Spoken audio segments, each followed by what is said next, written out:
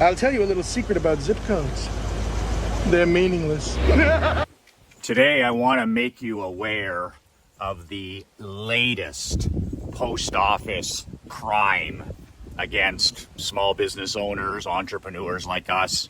I mean, any citizen that's using mail, whether you're sending letters or postcards or flyers or thank you cards. And this has been brought to my own attention by, of course, my own experience. As a marketer, I mean, I built my $1 million insurance agency with direct mail, real physical mail. We actually grew our insurance agency from, I started with 100 postcards, offering 37% off car and home insurance, 100 postcards a month. And when I sold my business 17 years later, we were mailing 140,000 flyers a month, bulk mail. So I'm pretty aware of when things are up with the post office, with the postal workers. I've literally gone to war with these unionized people over the last 25 years. I built my insurance business with real mail. I built my barber shop with real mail. I built my hockey franchise with real mail. Even with this consulting business, my Badass Brotherhood, I mail newsletters, I mail telegrams, I mail sales letters, I mail all kinds of stuff. So I'm a guy who's literally spent, hundreds of thousands of dollars with the US Post Office and the Canadian Post Office. They're exactly the same. They're all Newmans. I actually had a cousin of mine who was a mailman. He delivered mail in our small community here for years. And I remember he used to have a big lump of my flyers that I was paying 20 cents each, 140,000 a month, basically paying his unionized wage when he wasn't on strike every 3 years. And he had the worst attitude, right? He had the typical union attitude where I wish I could dump these fucking flyers in a dumpster. And I couldn't stand him, right? And I'd tell him that. I'd say, my flyers and postcards pay for your lazy ass. And of course, he'd go on strike every 3 or 4 years. But he used to tell me, he's like, you know what? We dump bulk mail whenever we can. Like postcards, flyers, inserts. He says if it's not first class mail, we try and chuck it. And I remember 15 years ago in the US, there were actually postal workers that were fired, were actually prosecuted when they would literally dump 30,000 flyers or whatever into a warehouse. They found them in dumpsters all across America. So if any of these businesses were investing in mail that wasn't, it didn't look like personal mail, some of these letter carriers would just dump it instead of delivering it, right? So it cleaned up for a while because some people were fired next to impossible as a union worker, and then some people were prosecuted. So all of our efforts on keeping these guys on their toes really worked. I went to war every day with the post office. Like, we would drop off our flyers every week. So you figure 140,000 flyers a month, divide that by 4. We would drop off these massive amounts of bundles of flyers. And you should see the attitude. You'd go to a different post office every week. And the attitude is just pure entitlement, right? It's just like, oh, he's here again. We got to deliver these fucking flyers. I can't stand this guy. Who do you think he is? Meanwhile, I'm spending hundreds and hundreds of thousands of dollars and I'm paying for this service, and they just look at me as an inconvenience, right? That's a unionized attitude. So I didn't let it stop me. What I figured, it was so funny when I was naive the first time in business with my 100 flyers a month. I tried to, be professional. You get more with honey?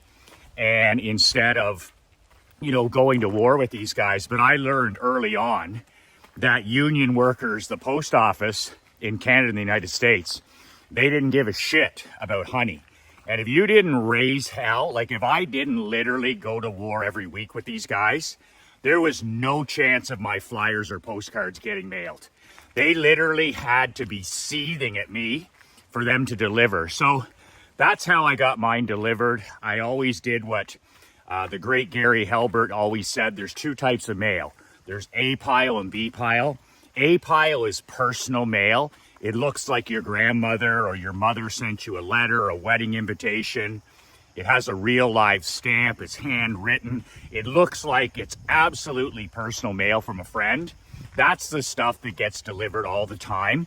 That's why we hand address our newsletters. We always use live stamps on all of our mailings, because we're trying to fool the letter carrier. We're trying to fool Newman into actually delivering the mail. What a concept. So I've always been an A pile mail guy. The thing is, when it comes to flyers and bulk mail, you can't do that. You know, there is no stamp on it, and they know, right? They know there's no tracking. So they take some of this stuff and they dump it in the dumpster. They throw it in the trash. It's funny. A guy told me the other day, he goes, Michael, a lot of bulk mail doesn't leave the barn anymore, doesn't leave the post office. And he said, unless you monitor and ask your clients and other people, you don't know whether it gets delivered or not. And then all of a sudden you're like, oh, that marketing program didn't work, or that promotion didn't work. And it's because these fuckers don't deliver it. So I have no sympathy for them whatsoever.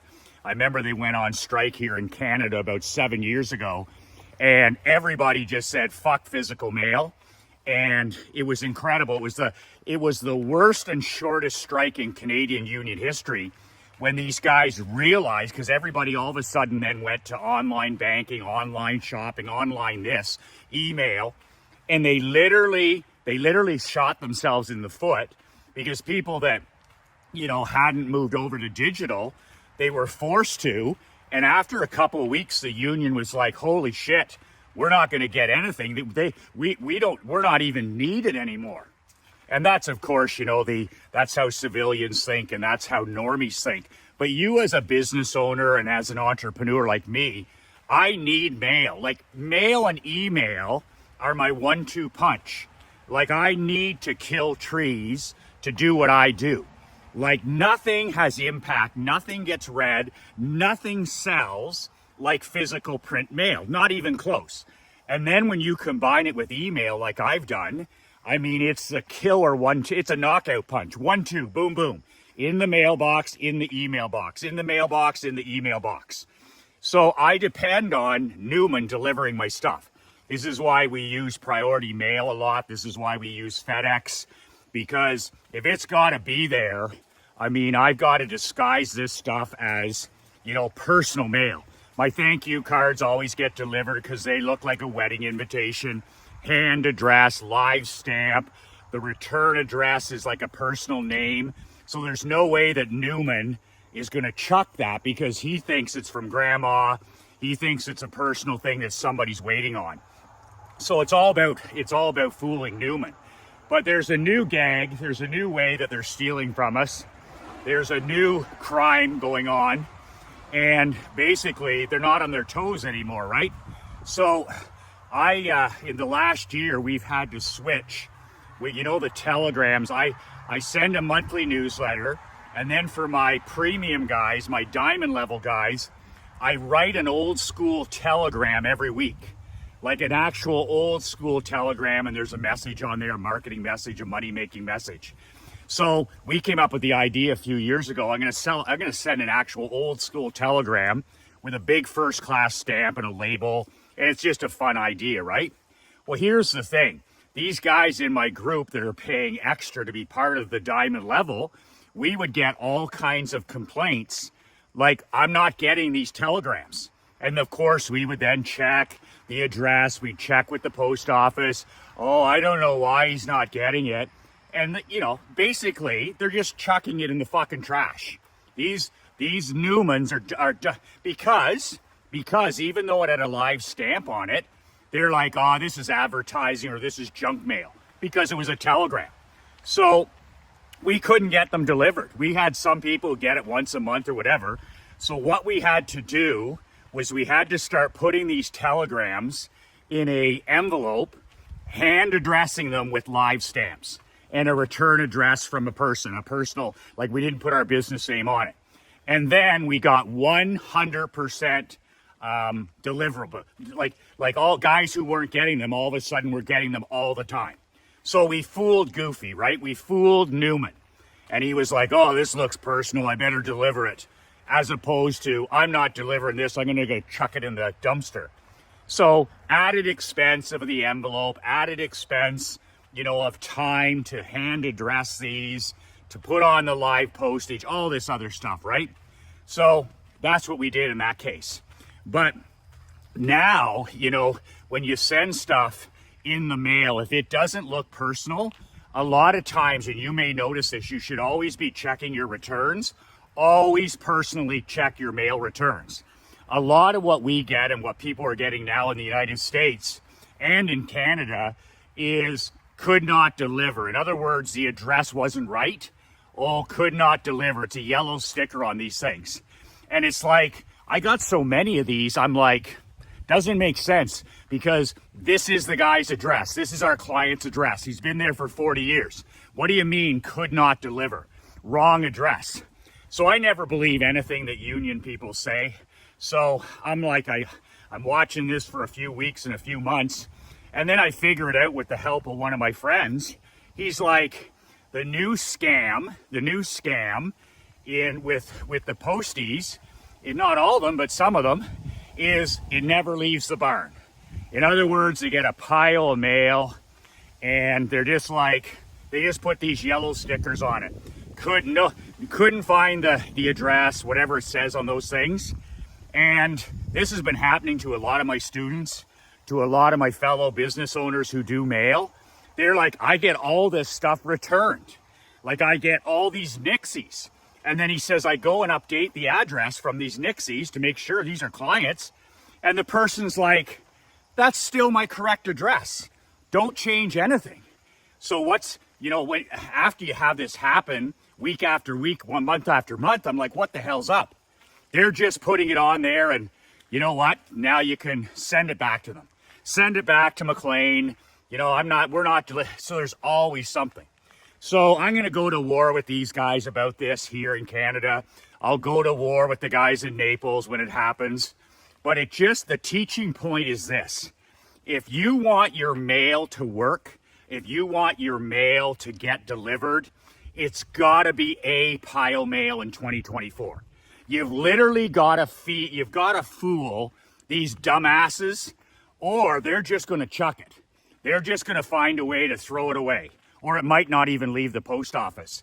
So everything we're doing with mail now, from newsletters to telegrams, sales letters, thank you cards, anything we do, it's now a pile mail, as Halbert taught. Live stamps, you know, a big envelope, hand address, Sharpie address. Up in the corner, the return is from a person, not my business.